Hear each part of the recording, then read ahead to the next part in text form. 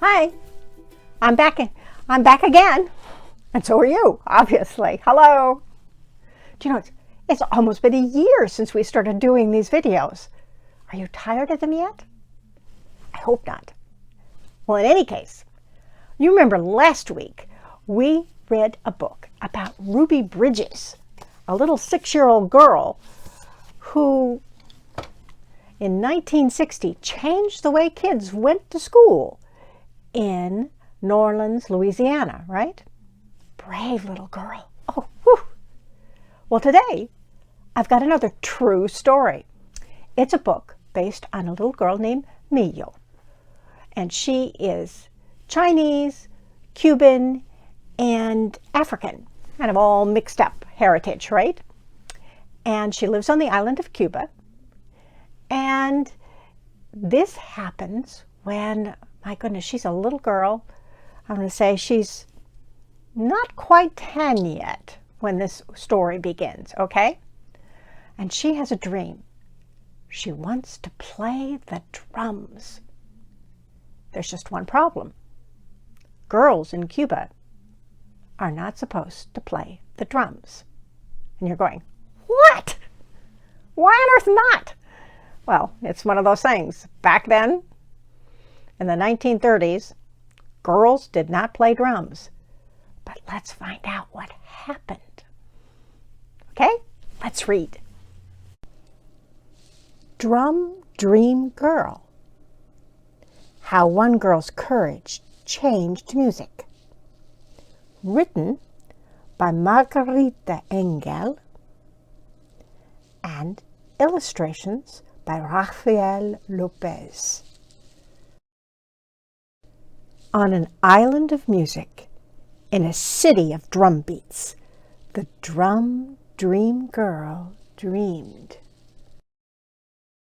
of pounding tall conga drums, tapping small bongo drums, and boom, boom, booming with long, loud sticks on big, round, silvery, moon-bright timbales.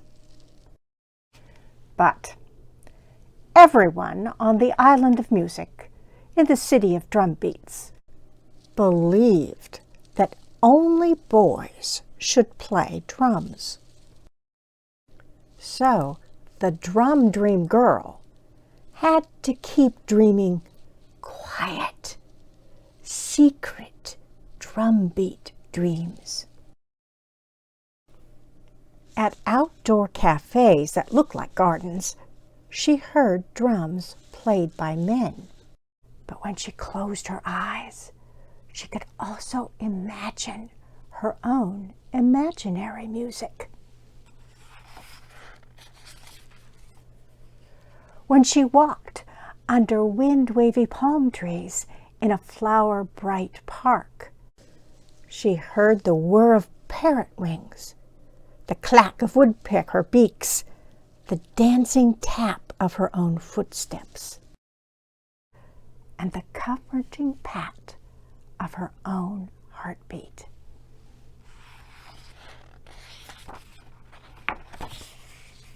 At carnivals, she listened to the rattling beat of towering dancers on stilts and the dragon clang of costumed drummers wearing huge masks. At home, her fingertips rolled out their own dreamy drum rhythm on tables and chairs.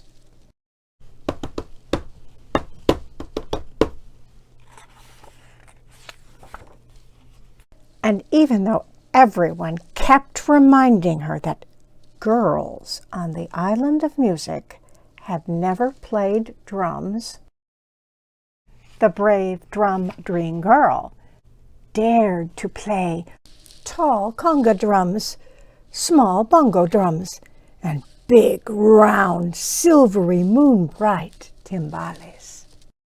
Her hands seemed to fly as they rippled and rapped and pounded all the rhythms of her drum dreams.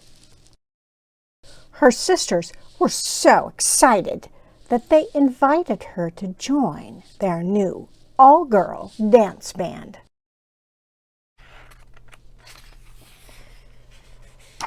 But their father said, only boys should play drums.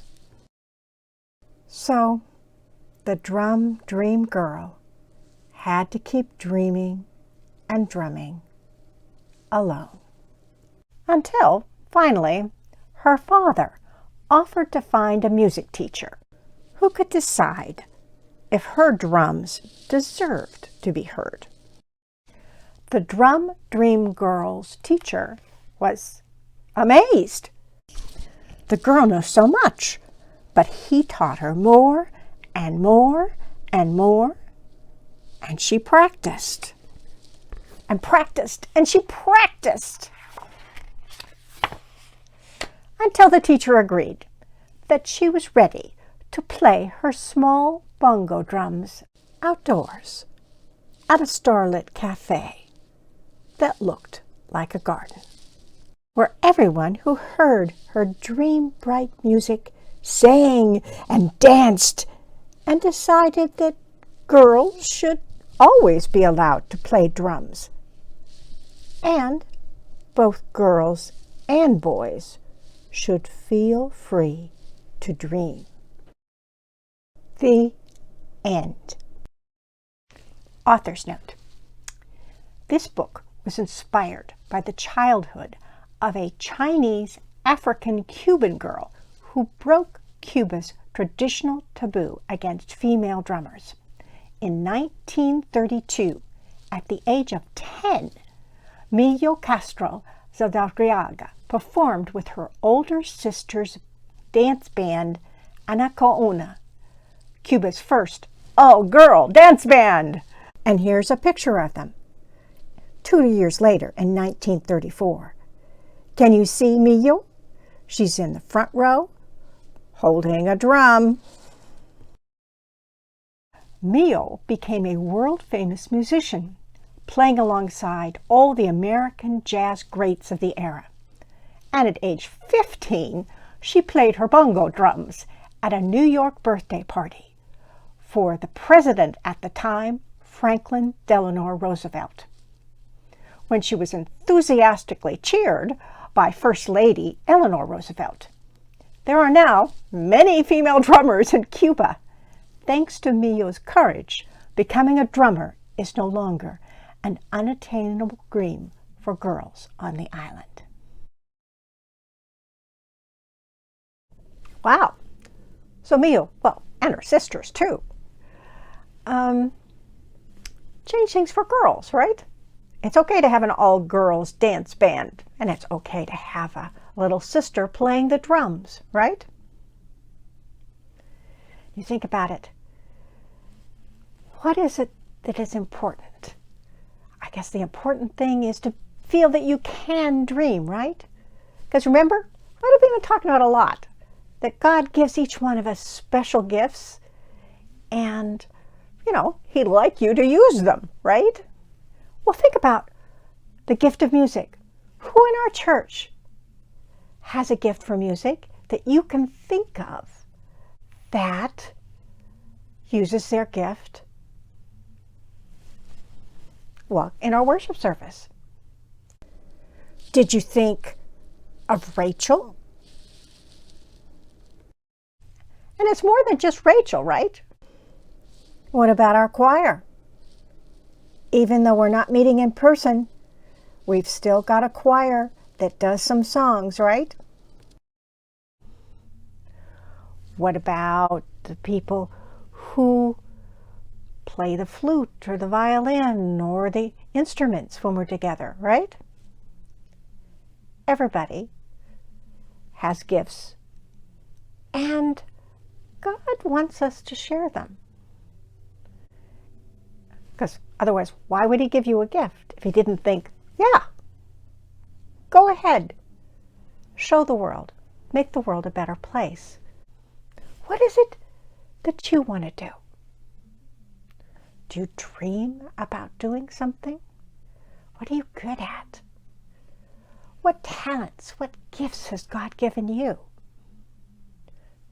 Do you think God would like you to use them? Or does he want you to just sort of,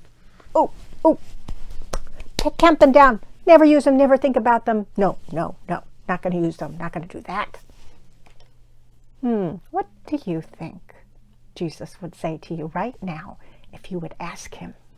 So if you're scared about a talent you have, think of Mio and be courageous. See you next week, okay?